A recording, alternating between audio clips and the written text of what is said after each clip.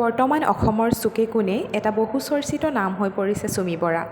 আজি দুদিনৰ আগতে চুমি বৰাৰ এটা কল ৰেকৰ্ডিং ভাইৰেল হৈছিল আৰু সেই কল ৰেকৰ্ডিংটোত তেওঁ আচলতে বিশাল ফুকনৰ লগত তেখেতৰ কেনেকুৱা ধৰণৰ সম্পৰ্ক আছিল তাৰ বিষয়ে জনাইছে। আহকচোন ভিডিঅ'টো আমি শেষলৈকে চাওঁ। সময় নাই এইবোৰ কাম কৰি ফুৰিবলৈ। ফাৰ্ষ্ট অফ অল এইটো তাৰ বিজনেছ হয়। মই প্ৰথমতে কৈছোঁ তাৰ বিজনেছৰ লগত মোৰ একো সম্পৰ্ক নাই। মোৰ নিজৰ এটা ব্যস্ত জীৱন আছে। তাৰ মাজত মই আৰু গৈ পেলাই ঠিক আছে, যদি এইটো অভিযোগ তেওঁলোকে তুলিছে, মোক এনেকুৱা এজন মানুহ উলিয়াই দিলে হ'ল যোনে কয় যে মই তেওঁলোকক কৈছোঁ গৈ পেলাই ইনভেষ্ট কৰা। যদি এনেকুৱা এজন দুজন মানুহ যদি কোনোবাই যদি কয় তেন্তে মই এইখিনি মানি ল'ম। আৰু মোৰ জীৱনটো এনেই থকা জীৱন নহয়, যথেষ্ট কাম আছে। আৰু মই আকৌ এবাৰ কৈছোঁ, মই বিশালক তাৰ কণ্ঠটোত সেইখিনি লাইনত যাবলৈহে তাক মই বেছিকৈ প্ৰভাৱ কৰিছিলোঁ। তুমি গান গোৱা, গান কৰা, আৰু মই তাক গান কৰিছোঁ, মই সেনেকৈ লগ পোৱা তাক। বাকী সি ট্ৰেডিং কৰে, তাৰ ইনভেষ্টাৰ্ছ কোন হয় মই কাকো চিনিও নাপাওঁ আৰু একো নাজানো। আৰু এইখিনি বিষয় তাৰ লগত যোনে কাম কৰে, হয়নে, তাৰ লগত অফিচত যোনে কাম কৰে, তাৰ লগত ডেফিনেটলি তাৰ কোনোবা মানুহটো আছে। সেই তেওঁলোকেহে আনচাৰ দিব পাৰিব। মোক কিয় সুধিছে?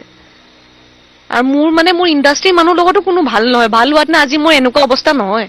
10টা মানুহ উঠি পেলাই মোৰ সৈতে কথা ক'লেহেঁতেন, কোনোতো কোৱা নাই। চবেতো মোক চিনি নাপাওঁ বুলিয়ে কৈছে দেখোন এতিয়া।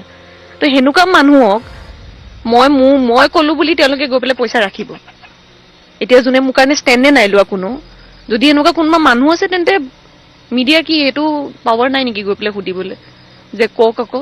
এনেকুৱা যদি প্ৰুফ থকা নে তেতিয়া লগাওক এলিগেশ্যনছ। মই সেইটোৱেতো চিঞৰি কৈছোঁ যে একো প্ৰুফ নথকাকৈ এলিগেশ্যনছ কিয় লগাইছে? যদি মোৰ সম্পত্তি দেখিছে, মোৰ যদি পইচা দেখিছে, মোৰ যদি এনেকুৱা ক্লাইণ্টছ দেখিছে, মই যদি সুন্দৰী হৈ পেলাই সেয়া কাম কৰি থাকোঁ, তেন্তে উলিয়াই দিলে হ'ল ন? ইমান 7 দিনে উলিয়াব নোৱাৰিলে নেকি?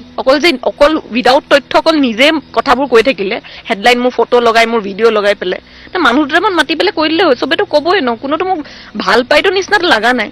ভাল পোৱাত নে ছাপৰ্টত 10জন মানুহ থিয় হ'লহেঁতেন। ইণ্ডাষ্ট্ৰী যদি চব মানুহ মোৰ ইমান চিনাকি হ'লহেঁতেন, ইমান ভাল, মোৰ বহুত কাম হ'লহেঁতেন। মই যি কৰিছোঁ নিজে কষ্ট কৰি ইণ্ডিভিজুৱেলি কাম কৰি আছোঁ। কোনো দেখোন চিনি নাপাওঁ বুলিয়ে কৈছে।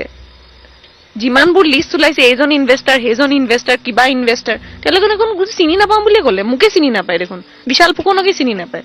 তাৰপিছত মই ক'ৰ পৰা ইনভেষ্টাৰ জানি দিম?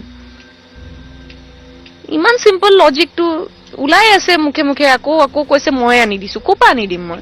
নথি পত্ৰ দেখুৱাওক, প্ৰুফ মুখৰ আগত আনি দিলে ক'ব নহয়। মিছা কথাটো নকয়, চিম্পল।